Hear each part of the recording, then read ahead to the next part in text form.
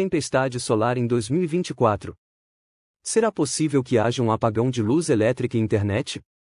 Não há informações confiáveis que indiquem um apagão da internet em 2024.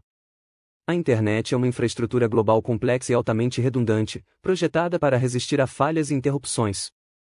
No entanto, podem ocorrer problemas pontuais de conexão ou interrupções locais devido a falhas técnicas, desastres naturais ou eventos imprevistos. É sempre bom estar preparado para possíveis interrupções, mantendo backups de dados importantes e estando ciente das medidas de segurança online.